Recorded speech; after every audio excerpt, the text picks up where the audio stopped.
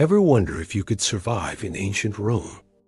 No phone, no Wi-Fi, no electricity, no antibiotics, no supermarkets.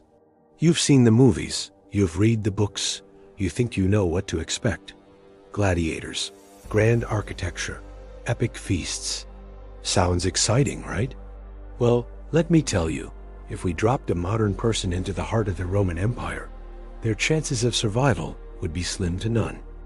And it's not for the reasons you think. Forget about fighting in the Colosseum or navigating political intrigue.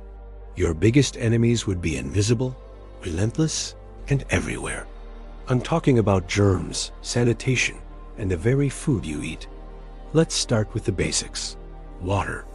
We're used to turning on a tap and getting clean, safe drinking water. In Rome, even with their famous aqueducts, the water was often contaminated with lead from the pipes and all sorts of nasty bacteria. The Romans had no concept of germ theory, so that refreshing cup of water could easily give you a severe case of dysentery or lead poisoning, which would slowly but surely wreck your body. Now, let's talk about food. We love our fresh, refrigerated, and safely prepared meals. In Rome, not so much. Food preservation was basic, often relying on salt, which was expensive. Meat was a luxury for most, and when people did get it, it was often on the verge of spoiling. Your daily diet would likely consist of coarse bread, some vegetables, and maybe some fermented fish sauce called garum. Sounds delicious, right? Foodborne illnesses like salmonella and E. coli would be a constant threat. Your modern stomach, unaccustomed to such a diet, would be in for a very rough time. Bread often contained tiny bits of stone from grinding wheat. Fish sauce, called garum, fermented in the sun for weeks. People loved it, but bacteria loved it more. And what about when you get sick? There are no modern hospitals, no antibiotics, no understanding of sterile surgical procedures. Roman medicine was a mix of herbal remedies, guesswork, and religious belief. A simple cut could get infected and lead to sepsis. A common cold could easily turn into pneumonia. Surgeries were brutal, performed without anesthesia, and the chances of surviving the procedure, let alone the post-op infection, were terrifyingly low. That headache?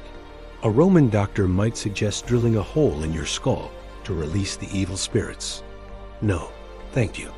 But the real killer would be the city itself. Rome was incredibly crowded, with over 1 million people packed into a dense urban area.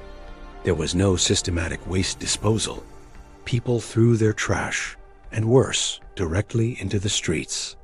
The famous Roman baths, while a center of social life, were also a breeding ground for every disease imaginable. The water was rarely changed, and everyone bathed together, sharing their germs and parasites. The air would have been thick with the smell of waste, smoke, and unwashed bodies.